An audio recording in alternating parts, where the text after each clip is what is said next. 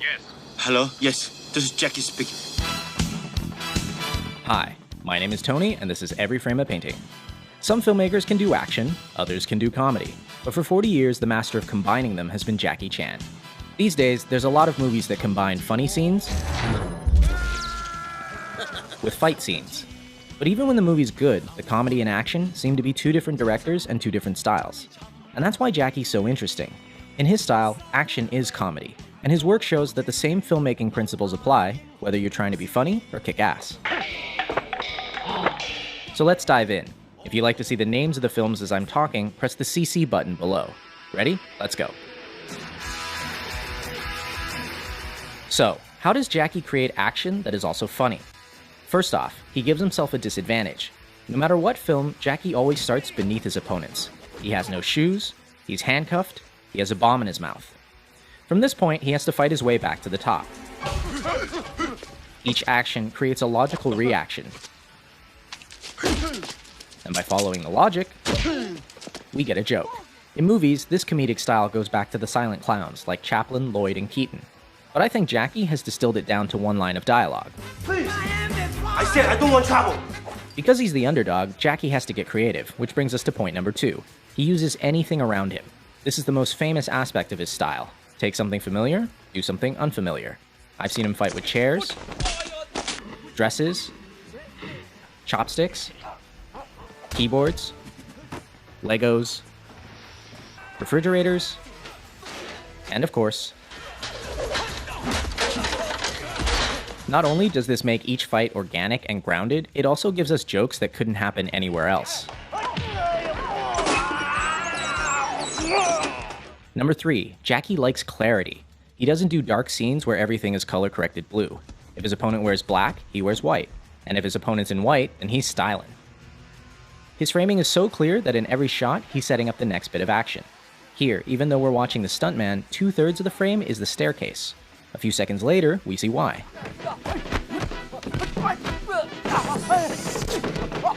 He keeps things clear by rarely using handheld or dolly moves. Like an American movie, you can see there's a lot of movement. When the camera angle movement, that means the actor, they don't know how to fight. In slow motion, you can see how the camera operator swings around to make the hits seem more violent. But since Jackie can fight,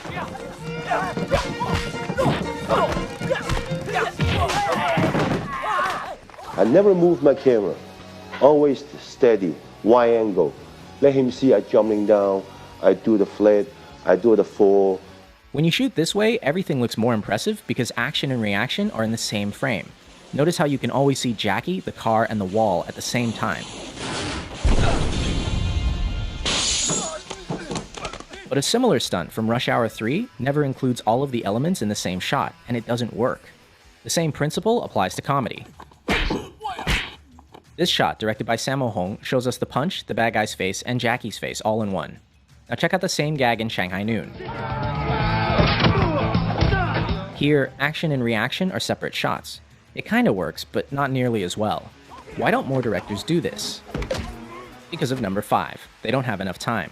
Jackie is a perfectionist, willing to do as many takes as necessary to get it right. And in Hong Kong, he's supported by the studio, which gives him months to shoot a fight.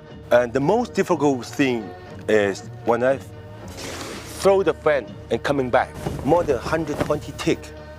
Those kind of scenes, oh, Jackie, good. It's not good. You can do it. Except, do you have the patience or not? When I rewatch his work, these little things are the ones I'm most impressed by. He doesn't need to do them and they eat into his budget, but he still does them because he wants to. And it's that going above and beyond that I respect and admire. But in America, they don't allow you to do that, because the money just poof. And his American work is missing something else.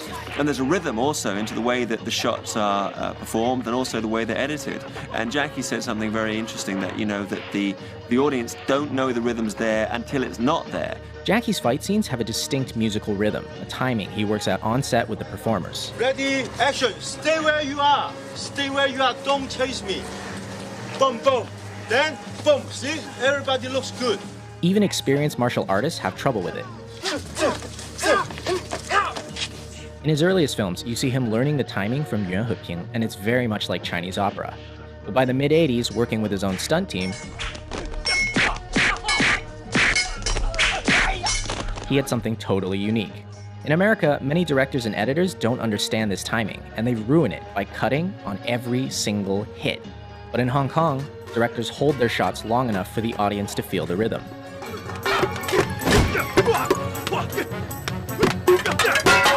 The most important part is editing. And most of the directors, they don't know how to editing. Even the stunt coordinator, they don't know how to editing. Hong Kong directors like Jackie and Sammo cut a particular way. In the first shot, you hit your opponent in the wide. In the second shot, you get a nice close-up. But when you cut the shots together, you don't match continuity. At the end of shot 1, the elbow is here. At the beginning of shot 2, it's all the way back here. These 3 frames are for the audience's eyes to register the new shot, and they make all the difference. I'm start from here, here. But 2 shots combined, this is zone. That's power. In other words, show it twice, and the audience's mind will make it one hit that's stronger. By contrast, modern American editing doesn't show the hit at all. At the end of shot 1, the leg is here. At the beginning of shot 2, it's in the same place, going backwards. But because they cut at the exact frame of the hit, it doesn't feel like a hit. A lot of people think this is because of the PG-13 rating, but even R-rated films do this now.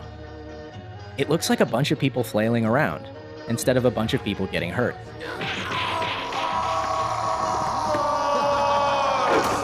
Ouch. Which brings us to number 8, pain. Unlike a lot of action stars who try to look invincible, Jackie gets hurt. A lot. Half the fun of his work is that not only are the stunts impressive,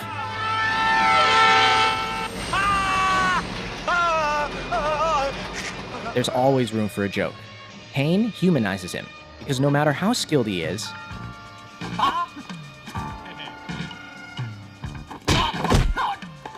he still gets smacked in the face.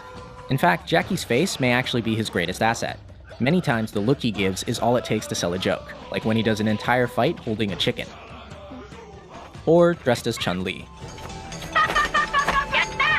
And last, Jackie's style always ends with a real payoff for the audience. By fighting his way from the bottom, he earns the right to a spectacular finish.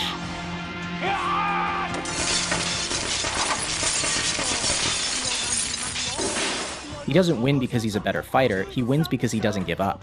This relentlessness makes many of his finales really impressive and really funny.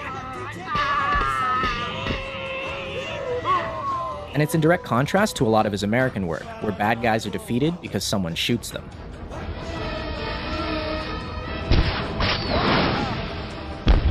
Come on! But most of all, I think Jackie's style proves something. Action and comedy aren't that different. In both genres, we want to see our best performers. And I think a lot of modern action directors are failing completely. These actors are skilled artists, some of the best in the world. Why are the directors so unskilled?